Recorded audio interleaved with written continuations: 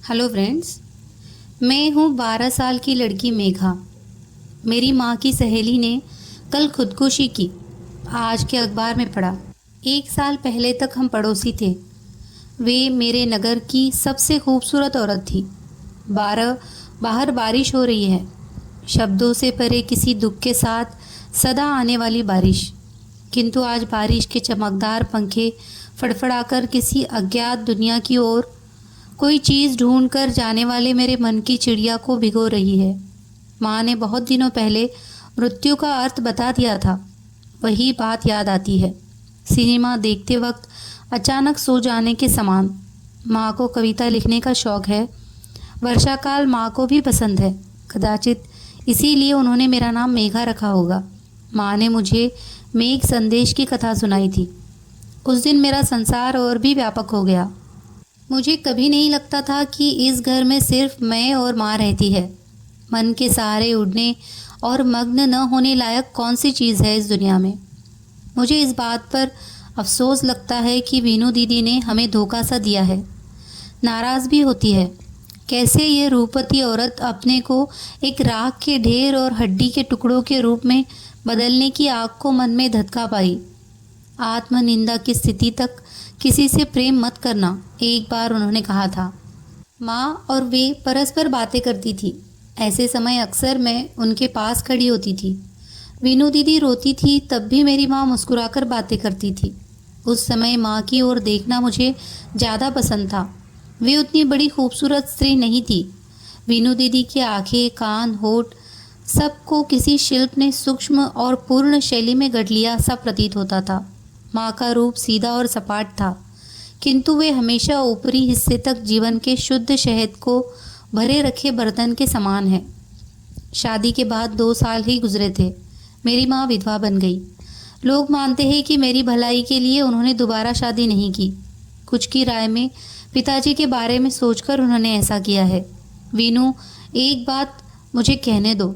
याद है एक बार माँ ने वीनू दीदी से कहा था, ऐसी बात नहीं, कुछ स्वार्थपूर्ण कारणों से ही मैंने दोबारा शादी नहीं की। फिर एक बात, अगर मेघा के पिताजी को हतप्रभ करने वाले आदमी से मिलती तो मैं ज़रूर दोबारा शादी करती, किंतु मैं जानती हूँ कि ऐसा कभी नहीं होगा। वो बात कहते समय माँ की आंखें बस चमक उठती है। वीनू दीदी कहती थी, तुम्हें एक दर्शन लाभ हुआ, इसीलिए तुम विश्वास कर सकती हो, भाग्यशाली हो। किंतु संसार के अधिकांश लोग उस सौभाग्य से वंचित रहते हैं। तब भी माँ सौम्य होकर कहती थी, वीनू, तेरा अश्रुकण तनिक भी सुंदर नहीं है, तेरा मुख कितना सुंदर है। कहती थी ना, बेटी, प्यार को कभी भी मजबूरन मत मोल लेना। स्नेह के मामले में एक ही कानून है, उसके लिए लायक बनना। इस सत्य को अपनाना, धैर्यशाली भी बनना, तब तुझे अपना रास्ता अपने आप दिख पड़ेगा। नहीं, मेघा की माँ वीनू दीदी मुझे गोद में बिठाकर कहती, स्नेह की दुनिया में हमेशा 2 प्रकार के लोग हैं। वे स्नेह देने के लिए और स्नेह पाने के लिए पैदा होने वाले हैं। पूरी वेदनाएं प्रथम श्रेणी के लोगों की होगी। फिर वे मेरे चेहरे को पकड़कर हंसने की कोशिश करेगी। मेघा बिटिया, मुझे तुझसे ईर्ष्या होती है। तेरा जन्म सिर्फ पाने के लिए हुआ है। मैंने नटखट स्वर में पूछा कि कैसे इसका पता चलेगा। तब उन्होंने इसी प्रकार कहकर मेरे माथे का चुंबन लिया। एक बार सिनेमा देखने गई तो वीनू दीदी के पति और एक अजनबी औरत को साथ बैठते हुए देखा। एहसास हुआ कि उन्हें उस समय हमारे साथ देखने की आशा नहीं थी। वह एक कार्य दिवस था, एक शनिवार। माँ ने सुना था कि बढ़िया फिल्म है और इसे देखने के लिए वे दफ्तर से जल्दी आई थी। सामने से होकर हमें अपनी सीट की ओर जाना पड़ा। वीनू दीदी इसी प्रकार खड़ी थी, मानो वज्राघात पड़ा हो। माँ ने धीरे से आगे बढ़ने के लिए मजबूर किया। उस आदमी की दृष्टि स्क्रीन पर ही पड़ी थी। संसार के बारे में उसने लापरवाह होने का बहाना किया। पुरुष की तुरंत खामोशी का कारण अज्ञात था। कदाचित इस भाव से युवती चारों ओर देखने लगी। उस दिन सिनेमा खत्म होते समय वीनू दीदी रुमाल से सिसक को दबाते हुए रो रही थी। मुझे ही लगता था कि मेरे मन को कच्चे फल का कसैला रस तृण की नोक की दुष्टता से बींध रहा है।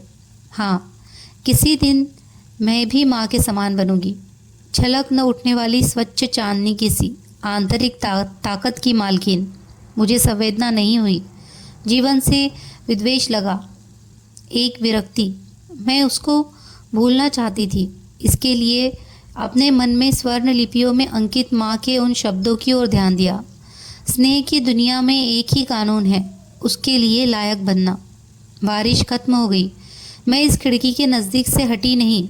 माँ दरवाजे पर आकर पुकारती है, आजा, कॉफ़ी पीकर तैयार होना है, आज हमें बुक शॉप जाना है।